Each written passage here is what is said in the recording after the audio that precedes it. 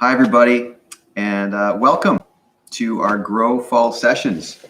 My name is Luke, and I'm on our pastoral team here at Living Waters Church, and we're so glad that you can join us tonight. I know a number of you are watching live right now, and maybe there's others of you that are watching this later. Welcome to everybody. Sitting next to me is Matt Vlasic. And Matt's going to share a little bit more about who he is in just a moment. I'm just going to share a few opening remarks if we can just sit tight. If you're new to our Grow sessions or even to our church, we've been covering different topics throughout the summer, all kinds of topics related to God and society and our health. And as we move into the fall, we are taking an even deeper look into our health overall as persons and as communities. And so this week, we are talking about God, the pandemic, and mental health. Next week, we're going to be here at the same time, Thursday evening at 7 p.m. to talk about God, the pandemic, and physical health. We're going to be talking about rest and community later on in the fall. And so we invite you to join us for those evenings on Thursday, just like you're joining us tonight. A little bit about tonight and what we're going to be doing. Matt and I are just going to have a conversation. We have a lot of conversations, and we'll tell you more about our relationship in a little bit. But we're going to talk, and we've identified some questions that we want to ask. And so we'll unpack some of those questions about God, the pandemic, and mental health. But the invitation for you tonight, if you're joining us live, is to ask a question yourself. On YouTube in the comment sections, you can type away. And I'm going to do my best to be a good listener to Matt as he shares, but also to keep an eye on the questions that you might ask. So if I don't address your question right away, that doesn't mean that I'm not going to come back to it. And we'll do the best that we can in this format. So thanks for joining us tonight. Matt and I have known each other for how long, would you say? Going on at least a decade. Probably. Yeah, on and off. Yeah. We've played some soccer together. Yep. I married you and your wife. Yep. Right? Yes, right below. Yeah. Yeah. That was right downstairs, right. wasn't it? Yeah. And you and I both live in Fort Langley. Yeah. So we're neighbors to some degree. Yeah. And we're also running partners, right? I try to keep up. Yeah. I try my best. Yeah. Partner's a kind word. Yeah. Thanks. Yeah, absolutely. We were actually just running this morning, even though it was a bit hazy. Yeah, absolutely. Yeah, we made it through. Yeah, barely. So Matt, maybe you can tell us a little bit more about yourself. I know Sure. you, but some of us watching don't. So maybe tell us who you are, what you do, what your life looks like. Yeah, sure. Thanks for inviting me out here too. So yeah, I'm just a resident here in Fort Langley. Live just up the road with my wife, Melissa. Have a Labradoodle Elliot that we treat very unnecessarily like a child. So yeah, we just live up the road there. I'm a registered clinical counselor here just down the road in Langley. I've been doing that now in private practice for 3 years. And a little bit of my background, obviously being in clinical psychology. Before that, I worked at high schools and alternative programs as a youth worker. And way back in the day, and like a lot of hair ago, I worked at a place called Plea Community Services. It was a court-mandated drug rehab facility for teens. So instead of spending time in custody, they would kind of come to the center and we provide them treatment there. So that's a little bit of my background in the helping field. And yeah, like you said, try to stay active as best as I can, soccer, running. Yeah, that's about it. Right on. Yeah. So we're going to talk tonight about mental health and the pandemic and a little bit of that from a Christian perspective. Yeah. So we're going to jump into some questions, but before I do that, I just want to make mention of something that I think sometimes gets lost a little bit in our Christian faith, which is understanding the integration of our whole selves as a whole person, and how the wholeness of our person is something that's been created by God. We learn in Genesis, and called good. In fact, later in Romans, Paul tells us to offer our bodies as living sacrifices, pleasing to God. So there's a sense of real goodness when it comes to being a human being. And that relates to our bodies, that relates to our minds. And sometimes there's a strange dualism that happens in Christian thinking and has done over the centuries. where we pull apart kind of spirituality and emotion and our minds and our souls, and there's these kind of disconnected parts of us that we seem to talk about. And what we're learning more and more through science, what we're learning certainly as we read the scriptures, is that we are whole, integrated beings. And so we just really felt that going into the fall especially, that this would be a great time to talk about God, mental health, but particularly with the pandemic. And I think that the reason that we wanted to talk about that was there are people who are interested in learning about how to be mentally healthy and healthy as whole persons. There are people who have sought help if they've been struggling with their mental health. But then there's also been lots of other people who've never really delved into asking questions of mental health or wanting to become more healthy. And what this pandemic seems to have done to some degree has put a lot of people, and I've heard this anecdotally, kind of in the same boat. I had one friend, and I think I mentioned this to you on a run, one friend who said, that they have wrestled with anxiety to some degree, and yet all of a sudden they feel like a lot less alone. Absolutely. Because like there's this kind of mass sense of concern and call it whatever, worry, anxiety. We go, hey, it kind of all feels like people are with me now. They're not in it alone anymore. Not alone anymore. Yeah. How does that hit you? What's been your experience of that? Yeah, you know what? It's pretty resounding across the board, and obviously every day you're sitting with people with mental health concerns, anxiety, depression being, unfortunately, the highest. And absolutely that sense of not happiness that other people are feeling that, but kind of what you're alluding to too, that sense of I'm not alone. People might finally understand and be able to have a bit more empathy rather than sympathy or top down, oh, I'm really sorry you feel that way.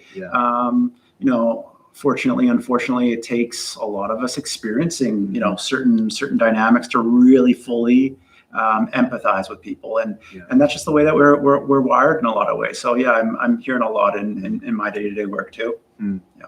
So I hear you kind of saying that, like, and correct me if I'm wrong, Sure. but even in what feels like there's a lot of polarizing things going on right now in society, Absolutely. there's also this strange level of empathy and openness to one another because we're all facing it together. Absolutely. Yeah. Well said. Yeah. So as I said, we've kind of talked a little bit about what a direction of this can kind of look like, and we have some key sort of talking points and things for people to be mindful of, because I think we want this to be helpful and acute to like how to be mindful to be healthy during the pandemic and what that might feel like from a Christian perspective. But what has it been, if I can ask?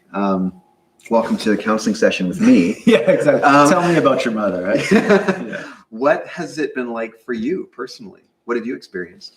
Yeah, it's been a challenge, and before I just delve into it, just a little bit of a caveat too. Like I know off the hop here, I was kind of mentioning that I'm a registered clinical counselor and I have a practice, but by no means does that mean I am the judge and jury of all things mental health. Yeah. And mental health and healing and growth being so individual and subjective, and there are many different ways and paths to healing, right? So this is just a little bit of like my insight and a little bit of what I'm seeing, and take it with a bit of a grain of salt too. And this is a bit of like an annoying counselor thing to say too, but yeah, this not being a counselor session too. So it also, if people are, in need and they are at risk, like please don't hesitate to reach out. There are a lot of resources out there right now, so I just had to put my 2 cents in there too. Thank you.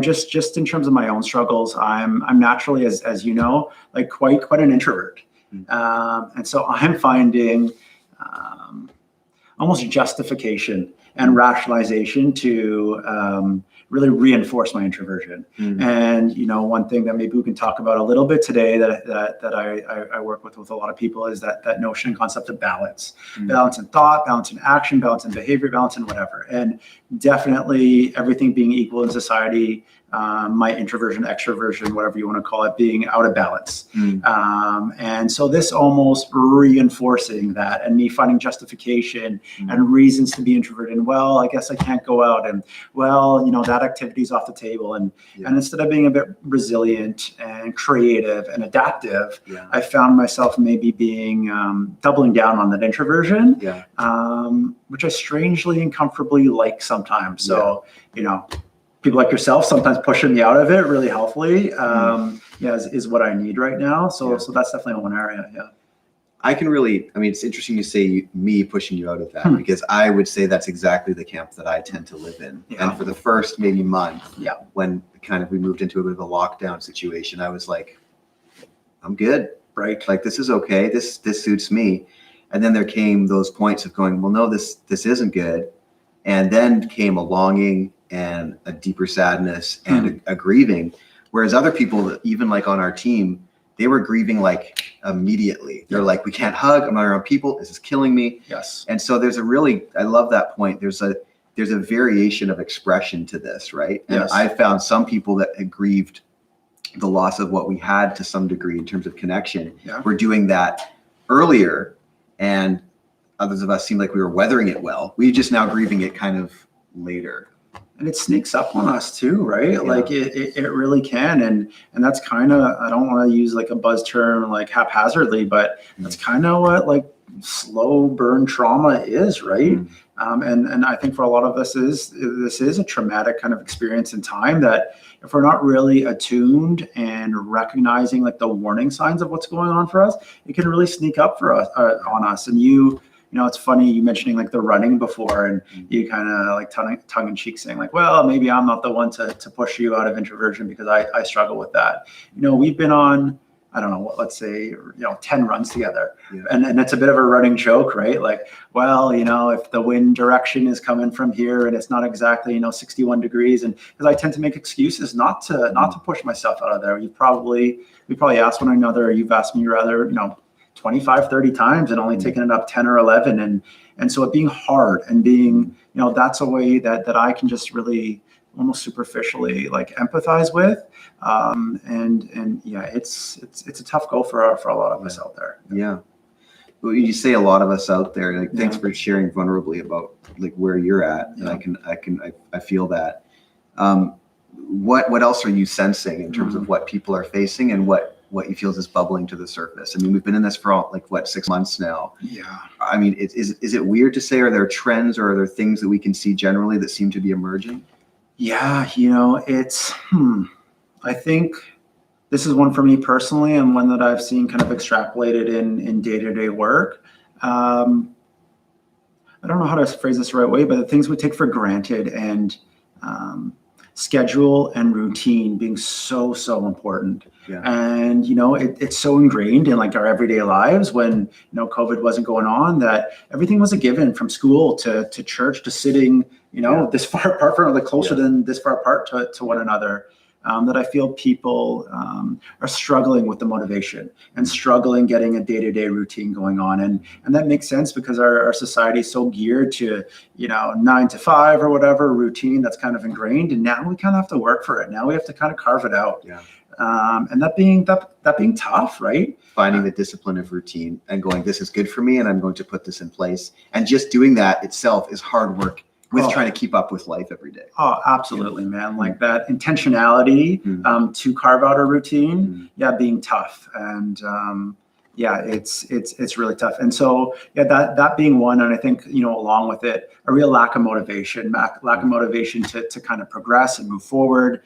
And one thing that I often see that I think it's a bit of a disservice that's kind of like ingrained in the way that we live is, I think we're almost indoctrinated to kind of think that there's this linear process of we need to be inspired, and then we'll be motivated, and then we'll act. And one kind of coming after another, and really kind of finding through this pandemic, like, I'm finding it can be a lot more like a triangle, right? Okay. And if we're struggling to find inspiration, struggling to find motivation, starting with everything it takes us to do, every fiber of our being, to start with a little bit of action, it's really interesting how that inspiration and motivation, kind of flow. Again, just the one that comes to the top of my head, running. This morning, really didn't want to get out of bed, not inspired to, not motivated to. When I get out there and you start chatting a little bit and we start heading down the road and things are starting to feel good. And it's interesting how you find the inspiration of nature and companionship and friendship and it kind of flows. So yeah, that kind of being, a big one. Yeah, a big loss of control for people. I think that's it. And I think what goes along with it too is struggling. Maybe this is a bit of a generalization, but I do see it a lot, in day-to-day work. I mean, even living like a loss of empathy, a loss of like, we're in this together kind of deal. Like in the longer haul, it's starting to wane a little bit. Yeah, becoming a bit more me versus you and digging our heels in and oppositional. And I don't know, now that I'm sounding it out loud and Alex saying it out loud, sorry, I guess maybe in a weird way, it has to do with control that, because people are feeling a lack of control in their lives, they have to double and triple down on certain values and beliefs and ideologies and all the things that we're seeing, which really, I don't know, I feel takes away from that empathy. So those are some of the themes that I'm seeing. Obviously, like diet and exercise and community and all those more obvious things, but yeah, those being some of the more subtle ones. Yeah.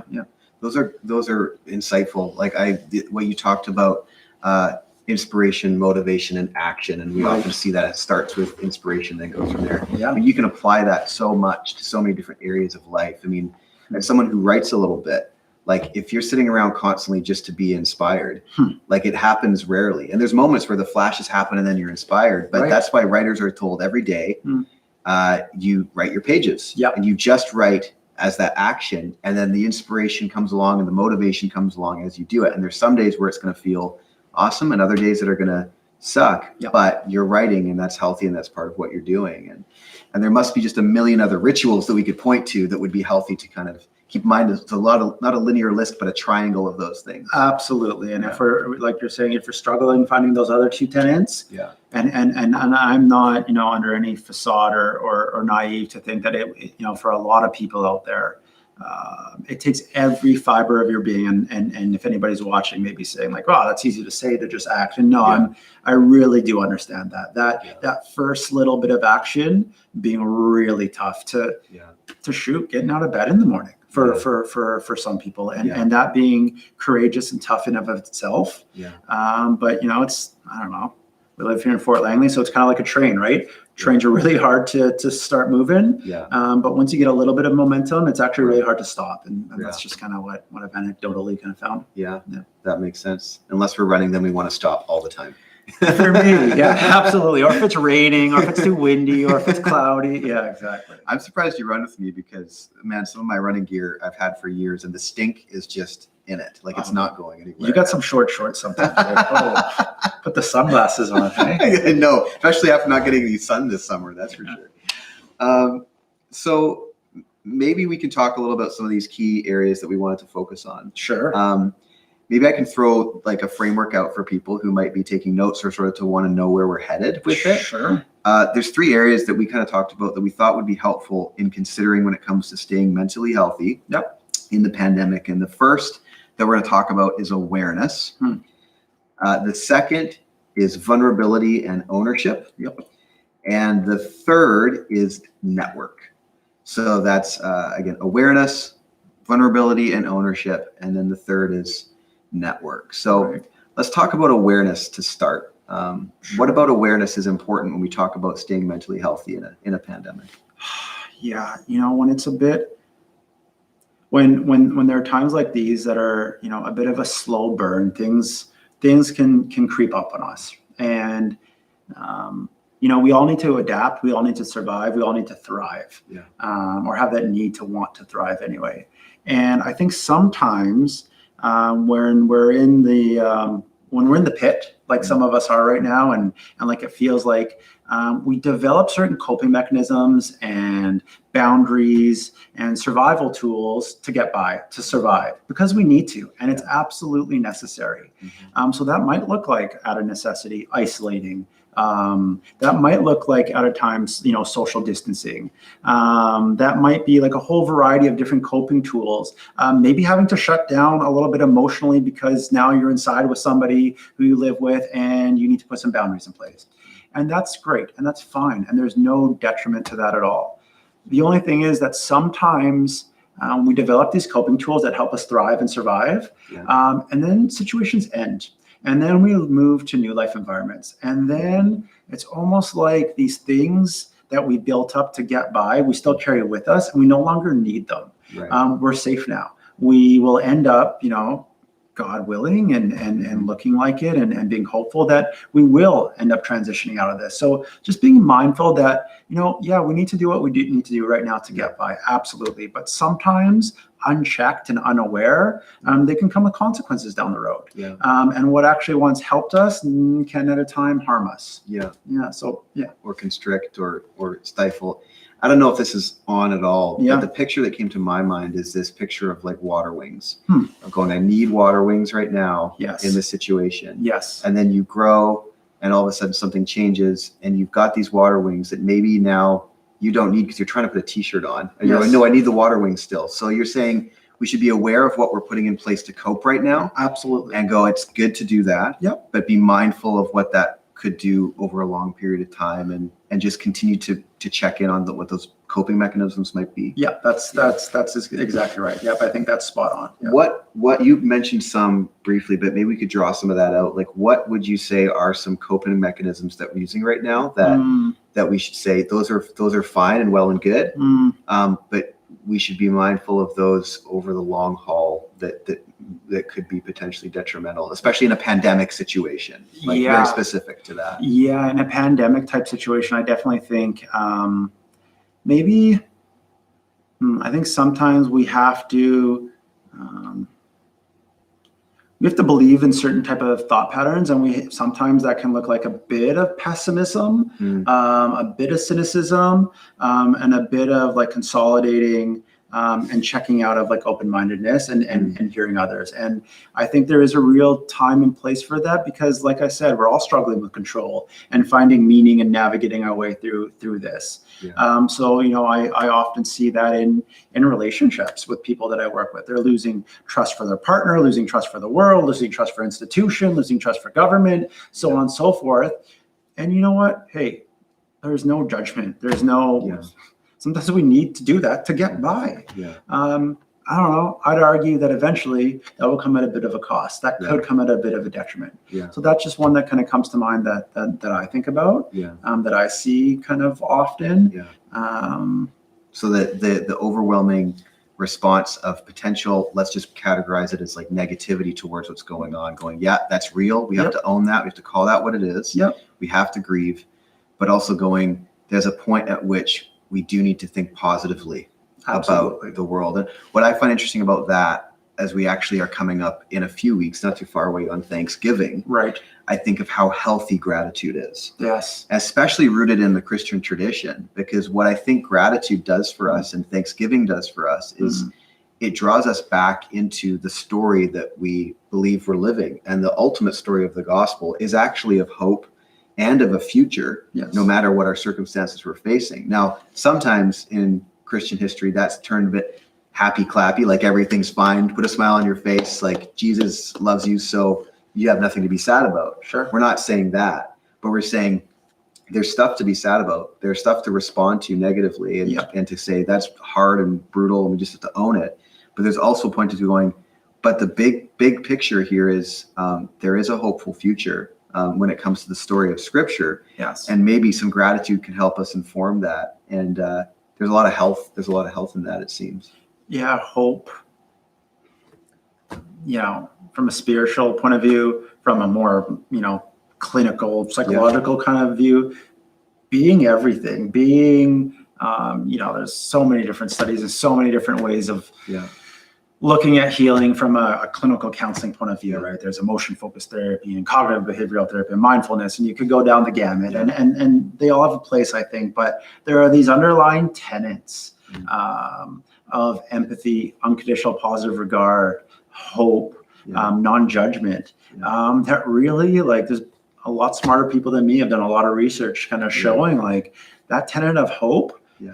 If you can find that and carve that out, Yeah. and now I know we're talking a bit more meta, and it's like, well, how do you find that sometimes? But finding that hope, or even finding a glimmer of it, being a real indicator for change and positivity and positive outcomes going forward. Yeah, I like that because like maybe that's the question. Like, what's the hope today? And I remember I did something years ago when I found myself going to really negative thought patterns. Yeah. Because I have a tendency to do that sometimes. Yeah. And I remember writing on a Post-it note and putting it on my office corkboard. Yeah. And this was maybe like, I don't know, 4 or 5 years ago. And I just wrote, what's the good news for today? And I just needed that always to be in front of me in the midst of when my mind was going to overly negative places. And 4 or 5 years ago is probably in one of my darkest times when I think about it. And I took that good news. For me, that meant gospel. Like, what's the gospel today? What's the good news of Jesus today? But asking what brings me hope is something that I think, regardless of our maybe religious background, we can all do to some degree. Yep. No, absolutely. It's it's a real powerful thing, and I think you're hitting the nail on the head. Yeah. So, still talking about awareness, what would you say we also need to be aware of in this time when it comes to mental health and the pandemic? You know, I think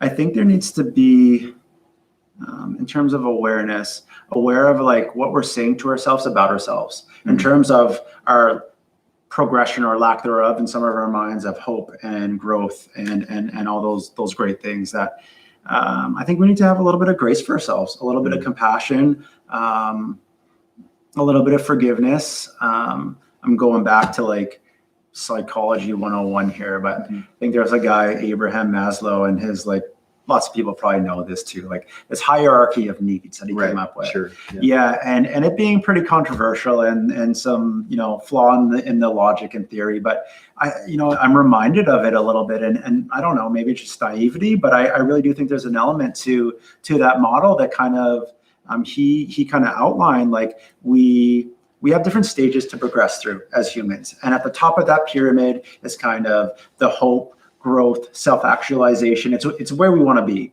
but we have to start at the base, and kind of the model kind of goes through.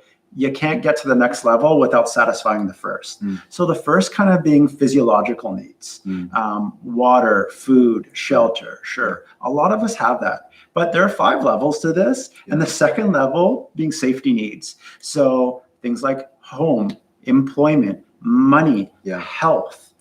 Usually, and every circumstance is different, but on the average, those things can be satisfied. Right now, there's a huge wrench called COVID-19 that's thrown into that. Into some of the very basics of those hierarchy of needs. Absolutely. So we're looking to get, and it's human nature, and I totally get it and totally empathize with it. And I'm not saying give up. I'm not saying, well, we're just damned to this now.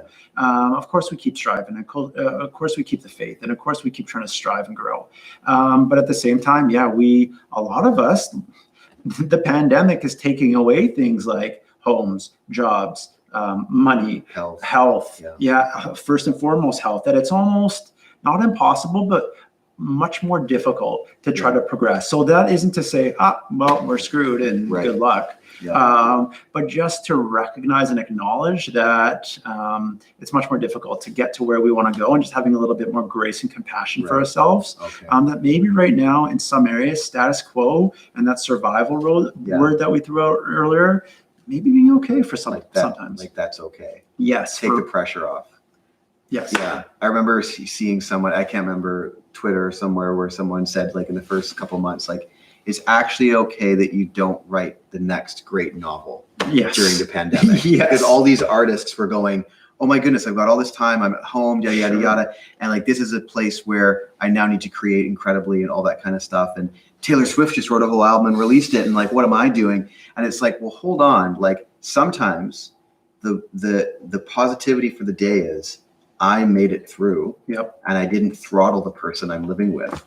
Or, hey, I'm so thankful that I even have a job right now. Or, hey, I just lost my job, but what do I have? Oh, I have a shirt on my back. And to some degree, it's like, we're being stripped down to write the basics and the simple things of hope. I see people have done a really good job with that, though. Like I've been really inspired to Yes. see people go, the simple things of life are the things that are really satisfying me. And those are right down to the base needs that you're kind of talking about. And maybe, you know, as we slowly wrap up talking about some of the blessings in disguise, or not even in disguise, Yeah. and an opportunity that's out there, Yeah. and being able to take gratitude for things that we have, and not, maybe we can touch on that near the end, because I think that would be an important take home, and yeah, that you know, acknowledgement and grace of, man, sometimes we'll feel sad, and it's okay to feel sad. Mm-hmm. And I think not so much in a church setting and a Christian body, but sometimes when we lose sight of that, or we stray away from that, we're always told we have to be happy. And if we're not happy all the time, then something must be fundamentally wrong with us. Yeah. And not to demean or diminish feelings of despair or hope or grief or sadness, and anger and frustration, but sometimes we just need to allow ourselves a day or two. It's that balance, right? The other way, we get stuck in it and it weighs us down. But a day or two here or there, being able to say to ourselves, you know what, I'm just not feeling it today, and that's okay. And what are small, meaningful steps that I can take today that will keep me where I'm at, to stop me from floating down. So yeah, I think you're spot on.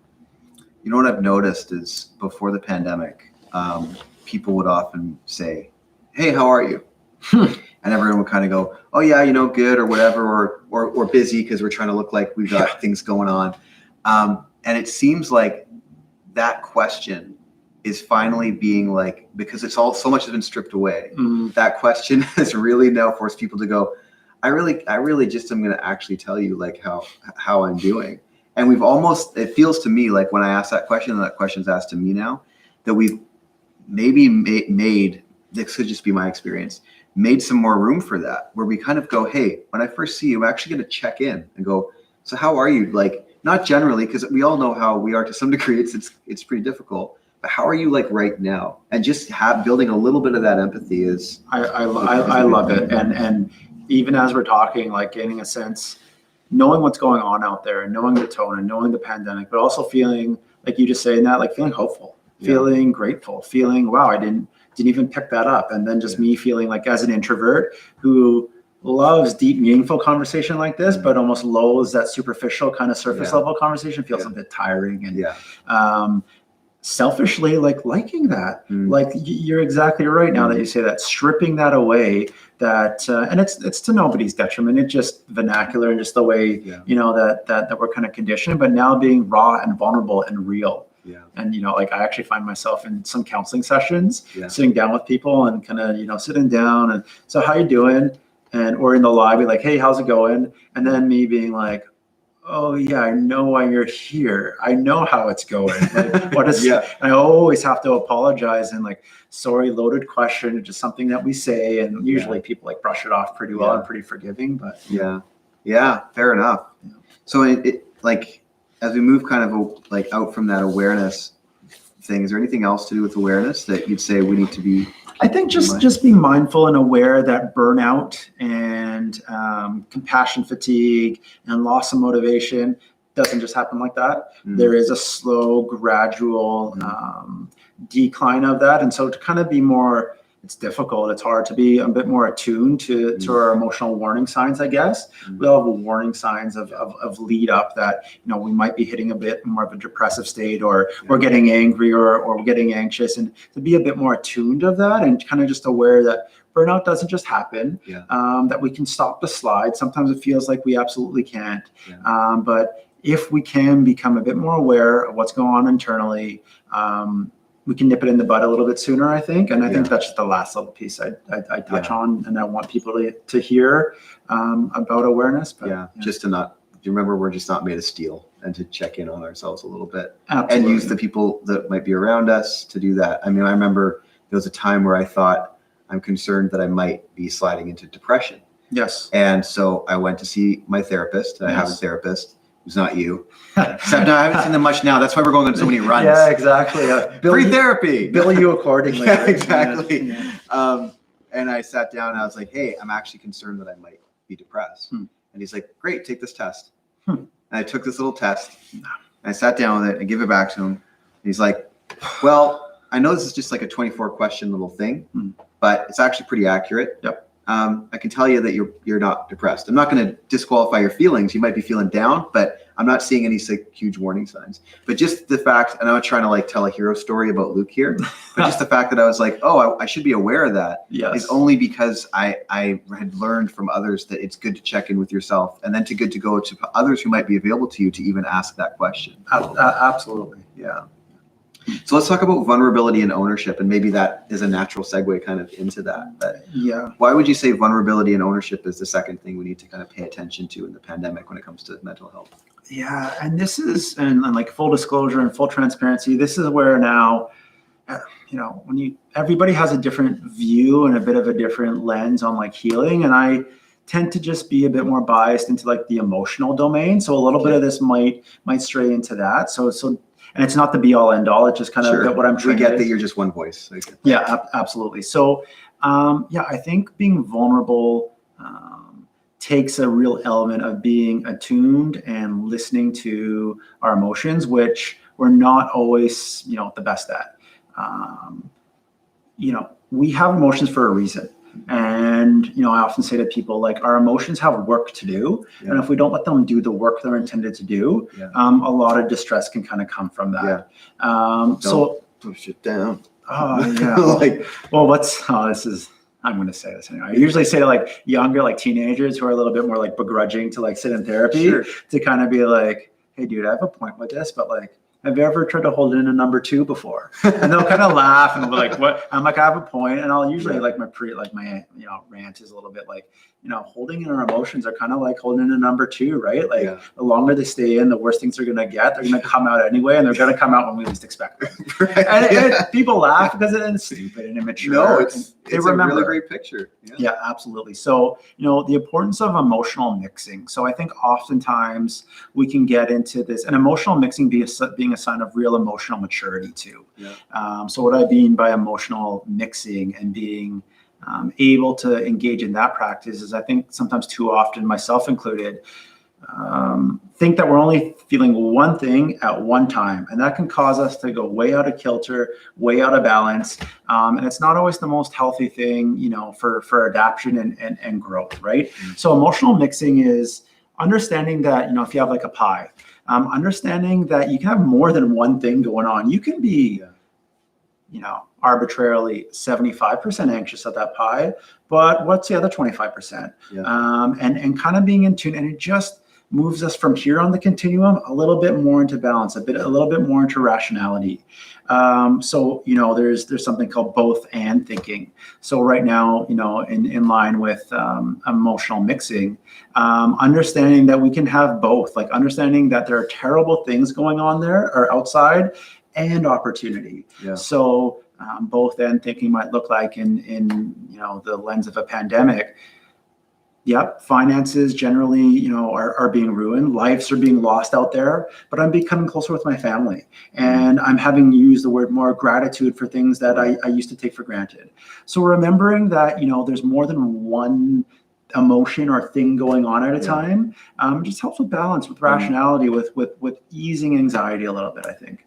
I feel like that's a really good description of vulnerability, actually. Often we think of vulnerability as someone just like tearing open a huge, messy, bleeding heart and going, everything. Actually, vulnerability is going, there's a big part of me right now that's really struggling, but I really enjoying this coffee right now. Yep. And that's just as equal as me being raw and open and real. And how healthy is that balance to own all of what we're feeling? Yes. All of the time. Yes. Yeah. I totally agree. And vulnerability breeds vulnerability. And, there's nothing more divisive or connecting than vulnerability. There's nothing more connecting between two people or a group of people as when you put yourself out there and expose yourself in a way, and they treat that with safety and attunement and all those other great things. Yeah. And there's also nothing more divisive and disconnecting than giving that to somebody. And it is really honoring to be cheesy, but it is really honoring to give your vulnerability to somebody, be real with somebody, and you feel passed over or demeaned or judged, and judgment being a lot more subtle than we think it is sometimes, I think. Exactly. Okay. Vulnerability and ownership. Can you talk a little more about ownership? Like what why ownership would be Yeah. important in a time like this? Yeah. I think you and I were talking a little bit about this today, and the notion of I don't know, and this is my bias again, that all those things that I spoke about, like sitting with somebody with empathy and non-judgment and all those common factors, right? They're really needed, and people need them in their lives from others. But sometimes, often, needing to gently remind ourselves that we have personal agency in our life, that we have free will, that we get to dictate how this goes. And sometimes there are so many barriers on top of barriers, on top of risk factor, on top of trauma, that really clouds that and can really, really hide that. And I totally, more than most, understand that. But reminding ourselves that, no, we can do this, and we are resilient beings at the end of the day. We do have the capacity to bounce back in a lot of ways. And so having that, something a lot of people will disagree with this, but sitting in counseling too, like empathizing, validating for long portions, but always feeling like putting a little bit of a challenge, a little bit of a pushback, a little bit of gentle encouragement that no, like you can do this. And I think it starts to do small, but meaningful change. I talked about that momentum. And, if you're in a 25-foot ditch, you're not jumping out. It's just not going to happen. But what you can do is you can take your hand and you can claw into the muddy side, and it will be hard and a grind and everything. And then you can do it again. And then you can do it again day to day. And that looks, tangibly like a whole myriad of different things. But, after a week, a month, a year, you look down and you have 10 feet to go. You have 20 feet to go, and that momentum building again. So remembering, remembering everything that we kind of talked about, but also like that agency and resiliency being within us, being really important to remember. Yeah. Well, and I think also from a Christian perspective, if I can throw that in as well, there's a genuine belief that God's Spirit is in us, and we can welcome the work and the empowerment of God's Spirit to bring about healing, to bring about change and transformation, and to help us move forward. Without a doubt. And that invitation, and that is what the whole point of the gospel is that the gospel is about holding open our hands and saying, please give me what I need in order to move forward and to grow and to heal. And I think with that sense of asking how do I need to move forward, there's also that sense of I'm not moving forward alone, because there is a God who's defined himself to some degree by being with us, right? And not just with God, but there's others as well that could be around us. And that ultimately being the source of our hope and inspiration and resiliency and strength and everything that I just mentioned. Yeah, definitely having to, I would argue, having to be the source of it. Yeah. When we can't find it in ourselves. Yeah. And that's kind of what I kind of think about prayer, like what's the place of prayer? And almost in a sense, everything we've been talking about, there's room for all of what we've been talking about in the activity of prayer. There's room to check in and be aware of, like, that's why we quiet ourselves in prayer. It's why we kneel or take a certain posture to go, where am I right now? Am I somewhere else? Or am I right here feeling what I'm feeling and owning what I'm owning? Like, is there a place in prayer for us to be disappointed and to be sad and to pour out our gripes and griefs with God? Like that's what half the Psalms are. Yes. And then there a place where we turn our attention to God, and ultimately we do see hope and find some more balance as we process all that stuff. Yes. And that's so often what we see in the Psalms, where David starts out going like, I'm angry, I'm sad, I see no hope, my enemies are winning. And then it always tends towards, there's only one real Psalm where it just stays fully depressive, but most of them tend to go, but I will trust God, but I trust that God is with me, but I trust that there's a hope and a future in God. And it's almost like, prayer can carry so much of what we're talking together in a healthy and a safe place with God. But if we believe that God is somehow only praying in a certain way, or we're not really showing our full selves to God, that's not what real prayer is. Absolutely. And I'm finding, shout out to Pray As You Go app. Look at it on all your Apple or whatever. Pray As You Go. Pray As You Go. Where I should invest in stocks in that right now. I feel like. Just personally, Being able to take the dog out for a walk in the morning, Yeah. put on the Pray As You Go, which is a form of meditation, Yeah. like a spiritually Christian-based meditation kind of app, and really being able to find some of these things that we're talking about. And yes, some of the most, I don't know, I need your guidance on this a little bit, but some of the times I felt closest to God are the times I've been angriest at times. Yeah. But with that turn, the pivot of, but there's hope, but there's grace, but there's love. I totally identify with that. I remember one time just angrily praying, and there was probably some language in there that we wouldn't normally think is associated with prayer. Yes. Just angry about a situation in my life. And I all of a sudden, and I can't say that I've heard God much, and some people might go, yeah, that makes sense. Other people go, what do you mean you don't hear God? You're a pastor. But, I say a real sense of clarity of what God's saying to me in a moment in prayer. I haven't had a million of those moments, but in this moment, I poured out my anger, and I just felt God say to me, great, now we're finally talking. It was like, now you're actually like being open with me and not just pretending to be what you think I need you to be. And all of a sudden this burden kind of lifted. And if I remember correctly, that's when kind of the tears and the emotion came through. And it was like, hey, this is actually a person in a relationship that I'm in. No, that resonates with me so much too, Luke. Like, and that's interesting too. And, to tie, the mental health and the spiritual, and obviously they're one and the same at the end of the day. But yeah, like that, mentioning the tears and that, because I was going to say, like, ultimately it's anger, at the surface, but when you really chip away at it, that cheesy image that we've all seen of, 10% of the iceberg is above water and 90% is below. What's really down there? Yeah, exactly. And anger being what we understand and it's expressive. And this is a bit of a stereotype, but especially as guys, right? We understand anger. We can get it out. It's easy to, but you're right. When we chip it away and we're really honest and strip it away and are humble, with God, like that sadness, that despair, that longing, that pain. Yeah, exactly. Really being those primary emotions. And that's called a tie-in. Speaking of that, as we kind of move probably towards the end of our hour, because we spent about an hour together. Sure. The third we kind of mentioned was network, and just the importance that we are not, even though we are isolated to some degree, we are not in this alone. So what would you say about why network is important?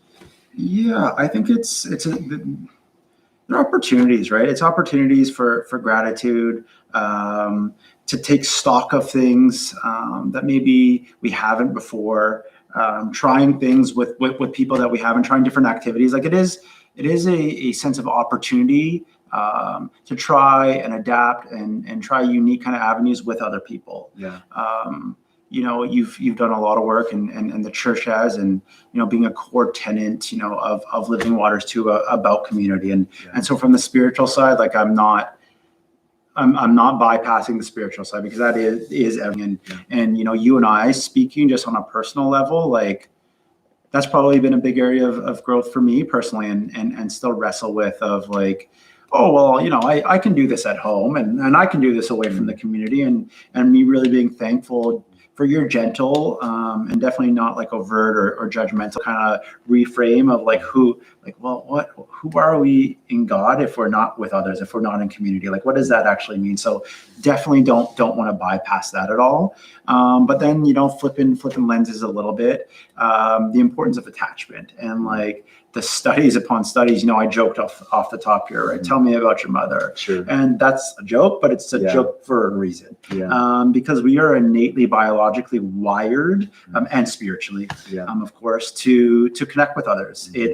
It gives us meaning in this world. It gives us place. It helps us organize ourselves. It helps us learn. It helps us grow. It helps us vent. It helps us be vulnerable. It's everything.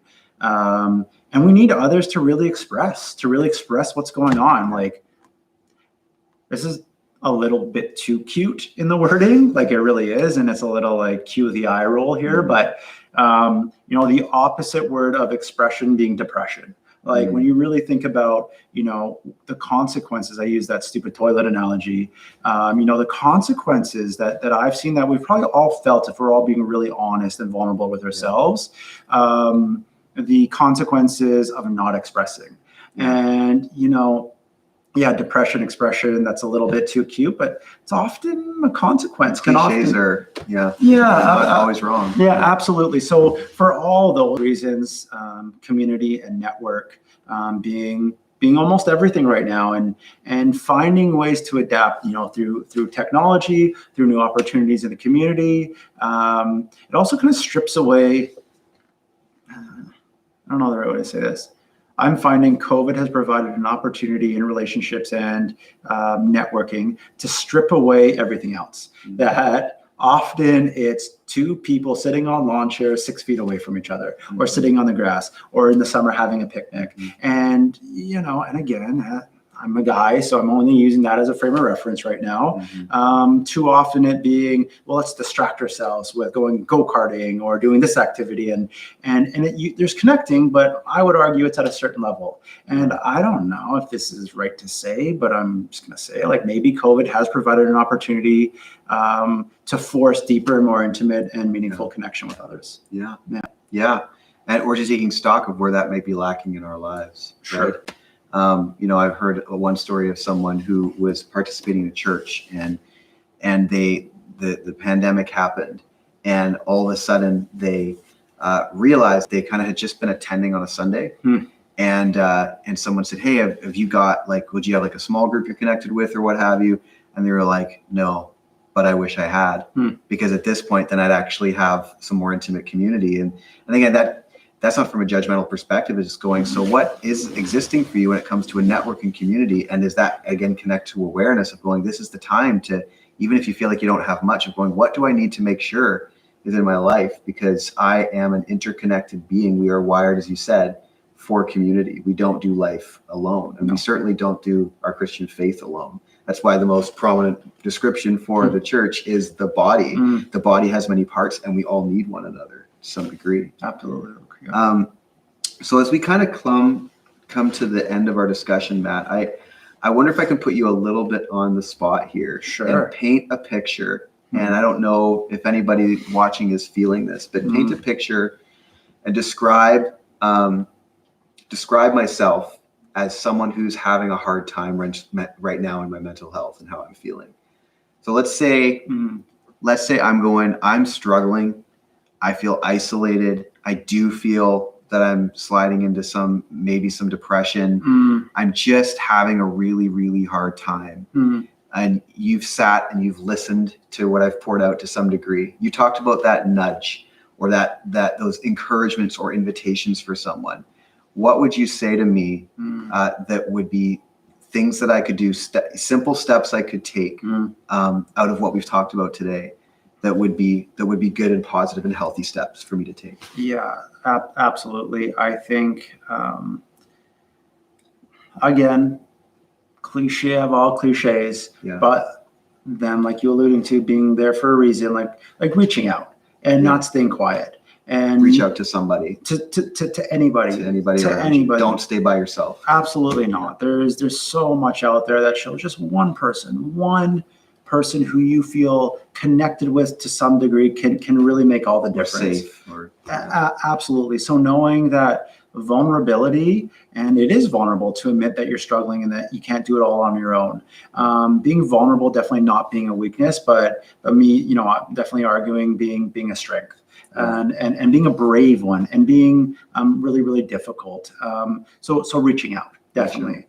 One thing that I often do with people, one thing I often do with myself is I kind of take stock. Usually, during the pandemic, kind of losing sight, it's so confusing and everything's murky and mixed up, that losing sight of who we are and what gives us life.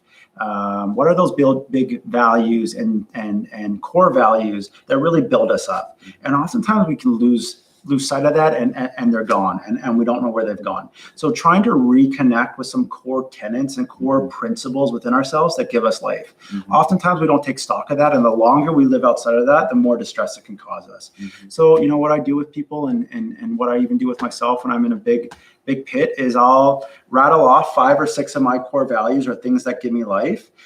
So physical exercise, continuous learning, connection with others, a spiritual or mindfulness type avenue to go down, and make a small, very realistic goal that I can do every day. And I am not, if I do nothing else in the day, I'm going to do these 5 simple tasks and start that momentum building. Again, you heard about, the most successful people make their bed in the morning. Sure. And that's for a reason, because it just starts. And sometimes when we're struggling for hope and momentum, we need to carve it out a little bit, just that gentle nudge. So that action of the triangle that we talked about a little bit earlier. Absolutely. So that's one that I'll often do. So if it's physical exercise, some days, man, and during the pandemic when I'm at my lowest, it's go for a 5-minute walk around the block. Yeah.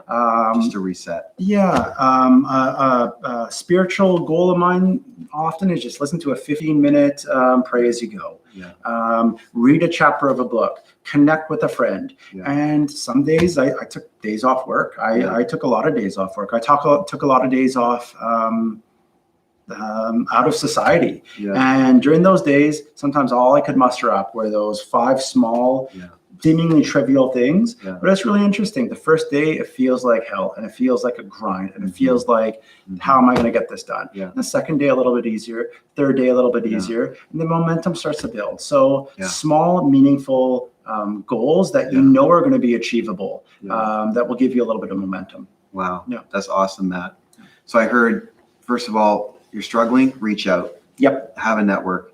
And the second I heard is, if you have some values and stuff that you already do, just invest in those, even small ways. Absolutely. And if you don't, and maybe I can add this, if you don't have those values, if you're looking like, I don't really know what gives me life or what gives me hope or what, like going, well, how could I discover those? Like, could I write some things down that give me life that I know, and then I can invest in those? Start identifying maybe some of those, even if it's 1 or 2. And on a more meta scale, I guess too, like probably being, but relatable to this as well, probably being the number one thing in counseling that I see. I have like a good job. Oh no, I have a job that pays well. Right. I have a family. I have the house with the picket fence. I have the 2 cars. But why am I still not happy? And we can't follow a roadmap unless we lay one out. And oftentimes, so that's really, really apt too, and really important that sometimes we need to be intentional and just starting with a little bit of an exercise, drawing a T, values, skills, 5 or 6. Yeah. Give yourself an appraisal out of 1 to 10. How well are you really living those out? 1 being not at all, 10 being every day. Yeah. Oftentimes we'll find those numbers being a bit lower, and it'll give us a real honed in landmark of where we need to invest in more. I like that, of like we can't really go down the roadmap unless we've got one. And I think the pandemic has asked a lot of us, like, what actually is your roadmap for life? And I know Sarah and I often talk about that. Like, there's times as we're growing as a family in our little 1-bedroom apartment, and we're like, there's times you go, oh, should we be somewhere different? Should it be bigger? Should it be this or that? And all of a sudden you kind of go, no, like, we know our values. We know what we're about. We know what we've chosen. And in that moment, you feel reconnected to the roadmap that you've chosen to go down. And versus going, am I living somebody else's roadmap, or letting that impose? And sometimes that's a harsh reality to kind of come to, of going, whose expectations am I living under? When we talk about expectations, especially if we're coming from a place of faith, maybe I can get a little pastory in this moment. Oh, absolutely. The whole story of the Christian faith in many ways begins in baptism. And baptism is this moment where Jesus goes under the water, and then we hear the voice from heaven that says, well done, I'm pleased with you. And when we're baptized, in a sense, we're in Jesus' shoes when that happens. And God looks at us as his children, reconciled to God through Jesus. And we hear that same voice, well done, I'm pleased with you. So the expectations that we often carry for ourselves that are put on us by others, the roadmaps that we live within, they're often quite burdensome. But in the life of faith, we don't begin with this burden. We begin with the fact that we are loved, that we are cherished, that we are cared for, And that's where we start. And then God says, and what else do you dream? And let's dream it. Let's dream your life out together. I don't know how that sits with you. But. Should almost be a pastor or something. Hey? You ever thought about that? No, It's crossed my mind. Yeah, exactly. No, that definitely resonates, Luke. Yeah, absolutely. And definitely thanks for making that the focus and always connecting it back to that, because I'm here to talk about mental health in the pandemic, but ultimately this having to be the focus, this being the umbrella, this being what this is all rooted and centered around. So thanks for that. Well, we learn from each other, and that's what I like about church. The body has many parts. We all have different skill sets and backgrounds and interests. We all bring something different to the table. And so when we can learn and listen to each other, that's a good thing. And that's why we do grow. That's why we kind of do this. So thanks for joining us tonight, Matt. Yeah, it was fun. Yeah. You had a long day at work. You had an early start with a guy that made you run. And I just appreciate your time and love you and Melissa and Elliot, even though he creeps me out as a dog, because he looks like he has human eyes. Freaks me out a little bit sometimes when I see him. Yeah. So I'm going to put this out there. I haven't said this to you yet. Yeah. Do you have like a little wiener dog sculpture or something? Yeah, I do. Yeah, named Chorizo? Yeah. So Melissa wants to take credit for that. Yeah. Because she feels that she's thrown chorizo out there and that Sarah's run with it and has to give her the due credit. So I just wanted the entire church body Melissa to know did name our porcelain dog Chorizo, which is all we can handle right now with a toddler in our house. She'll be happy to hear that. Thanks. Yeah. So just a few kind of closing thoughts. The first is, hey, join us next week as we continue and grow. The second, and I'm going to get a little more pastory in this moment because this is a church and we are coming from a faith perspective. We really want you to hear, as a pastoral team at Living Waters, if you're watching this either live or later, that piece of reaching out, please reach out. That's what pastors are here for. If you're in a place where you're struggling and you're challenging and you need to talk with someone, we are here for you. So please don't hesitate to reach out. Or like Matt said, if there's someone else that you feel safe with, please reach out to them. Our church is full of people who'd be willing to sit and talk and listen. My other encouragement to you is to reach out to Scripture. As we said, the Psalms in the middle of the Bible, written by a whole bunch of different people, are full of human honesty, rawness, and emotion, and God welcomes that. God has not created us as rational beings, and emotion is bad. So many times I sit with someone and they cry and they go, I'm sorry for crying. And I think, why is that our response in society, particularly in the West? Like, your full self is welcomed by God. And the Psalms are a place to learn how to pray and to express fully to God. And the Psalms keep us in line with who God is and who we are. So my invitation to you is actually to, if you're struggling with prayer or if you're feeling disconnected from God, to start by praying and opening the Bible and reading the Psalms in the middle of the Bible. If you're looking for other resources, as a pastoral team, we can pass them along. Two that I can reference even just right now that are books that I'm working through or have been recommended to me recently. One is by Paula Gooder, who's a New Testament theologian. It's called Body. It's biblical spirituality for the whole person. And this is a helpful primer on what it means to understand as interconnected bodied people, what the scripture says about that. And there's a lot of healthy stuff that comes out through this book.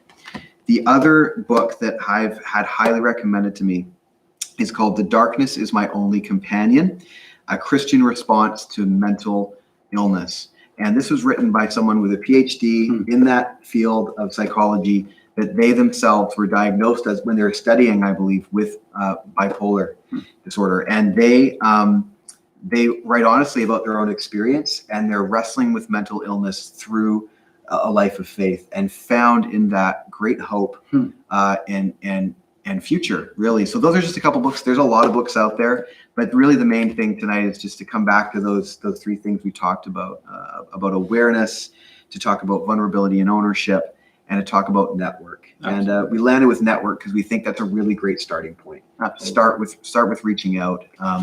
And thanks for joining us tonight, because I think this is a way of reaching out, right? Thanks for spending your Thursday evening with us, or whenever else you're watching this. Thanks for joining us tonight. Thanks to our friend Ruben, who is always willing to serve in behind the scenes there. And we hope to see you at another Grow soon, or in other ways that we can connect in church life together. Bless you and have a great evening.